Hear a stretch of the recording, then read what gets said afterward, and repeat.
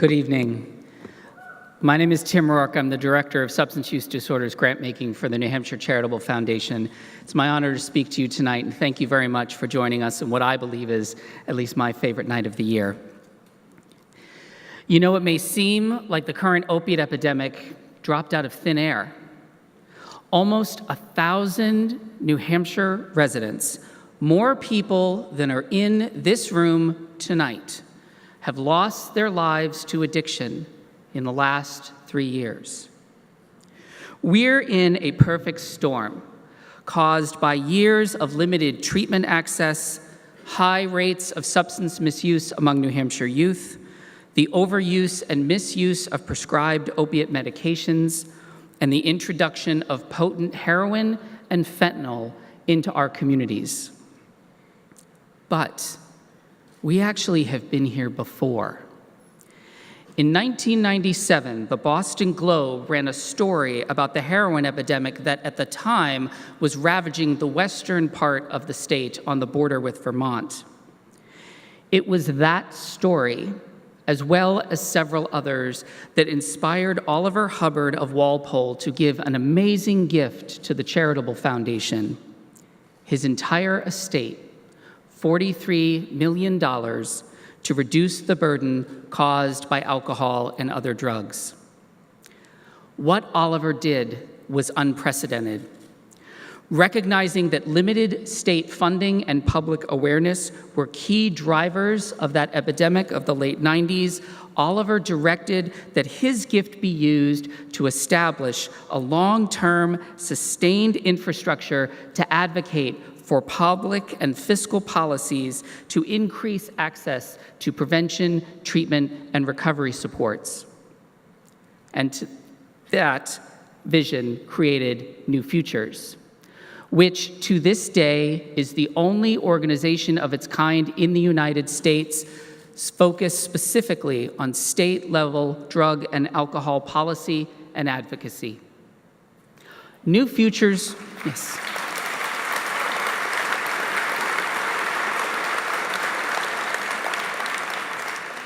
New Futures' strategy is, and has always been, engaging citizen advocates as a force for change. Thousands of trained advocates, myself included, have shown up at rallies, legislative hearings, press conferences, and written letters to the editor demanding that those who fall ill be cared for and promoting policies to help young people stay substance-free. And it's paying off. Scores of policies that are now considered national models were first tested here. State funding for substance abuse services, which at the time of Oliver's gift was $25,000, now is in the tens of millions. Beginning July 1st of this year, more than 100,000 New Hampshire residents on Medicaid will have, for the first time, access to substance use disorder treatment benefits, while hundreds of thousands, yes?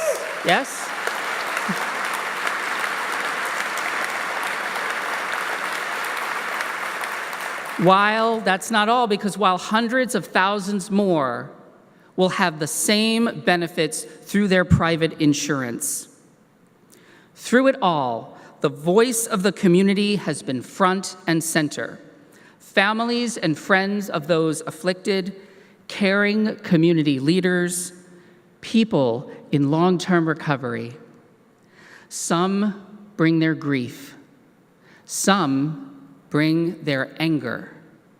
But all of them bring their vision of a brighter, safer New Hampshire for New Hampshire children and families.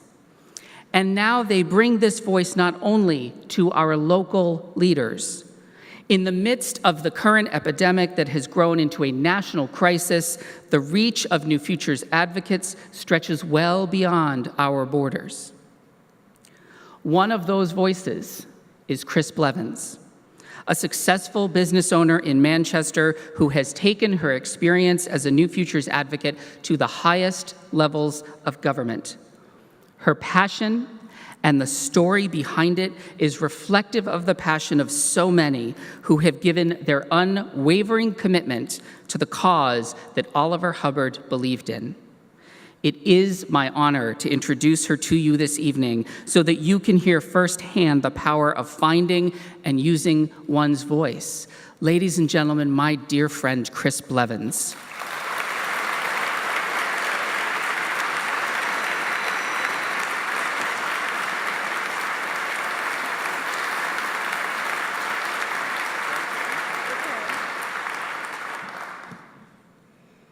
I'm ready to go.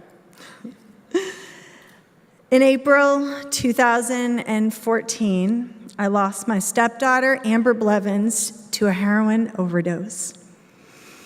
Her death came after countless incarcerations, hospital visits, homelessness, and missed opportunities for treatment.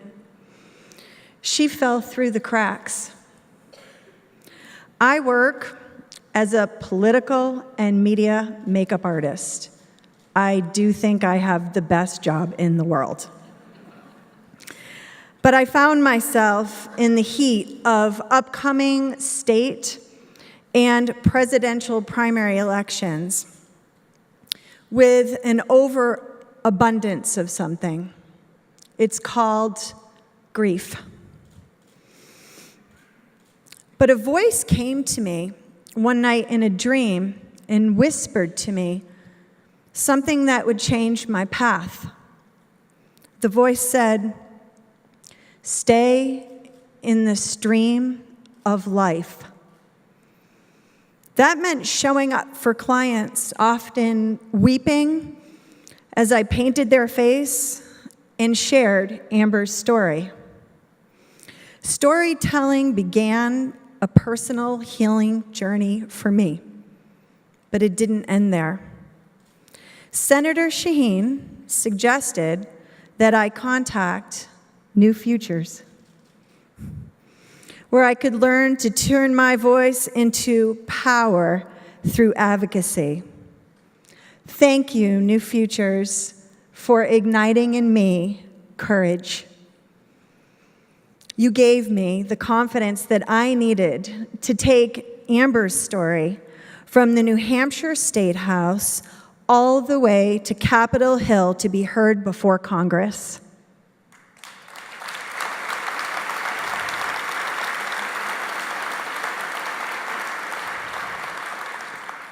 Then my makeup brush became a power tool for advocacy. I started to do makeup on a mission. I told Hillary Clinton's National Advisory Committee about Amber. I told Donald Trump about Amber. And I told Governor Chris Christie about Amber, as well as Bernie Sanders. I ended up doing makeup for all the candidates, for all the debates, and I kept talking. And then found myself doing their makeup behind the scenes and then joining them just moments later on a nationally televised panel discussion. I told CNN about Amber's story, the Huffington Post, the New York Times, and National Public Radio. Everybody knows Amber.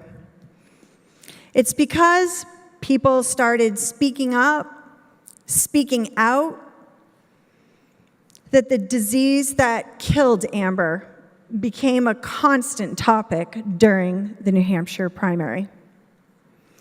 And then one night, I had another dream. I dreamt of a building with cots in it. It looked just like a room, just like this. There were people suffering on those cots, and I knew that it was an emergency shelter, something that you'd set up in the state of emergency, like a disaster. I walked in my dream outside of the building to turn around and see a sign on the outside of the building that said, Amber's Place. And when I awoke, just 5 hours after waking, I was booked for makeup with Hillary Clinton, and I told her about my dream. She touched my arm and looked me deep in the eyes and said to me, "Kriss, chase your dreams." 6 months later, Amber's place opened here in Manchester, New Hampshire.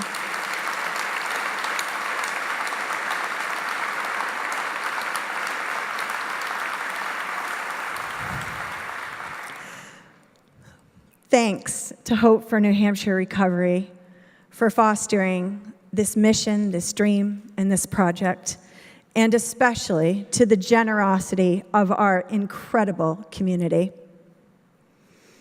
In the first 14 weeks that we've been opened, we have served more than 160 guests.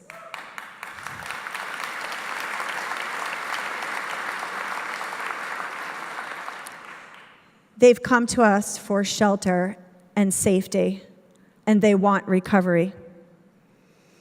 Most of them having survived numerous overdoses, and they come to us while they're waiting for treatment to open up. When they come through our doors, you can be sure that they are well on their way to a new life in recovery. Their gift of life, the gift that we're all given, has an opportunity to be restored. I was alone in my grief before New Futures, and that was a really tough place to be, but not anymore. The very first time I went to the State House to protest budget cuts for substance use disorder, I was surrounded by hundreds of other New Futures advocates with similar stories to mine. I was so not alone anymore. Standing right here, we are the power of many, and we make a profound difference. Thank you.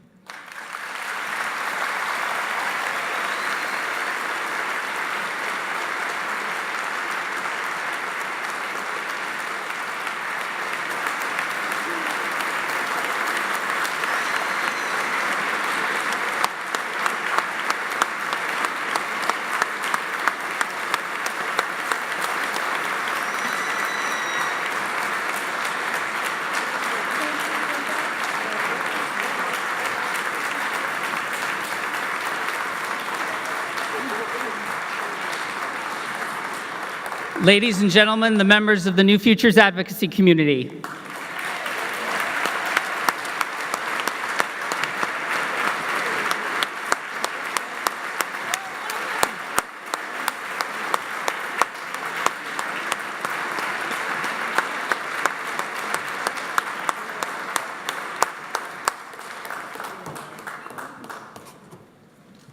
We're going to let them keep coming up, and I'm going to reintroduce Dick Ober.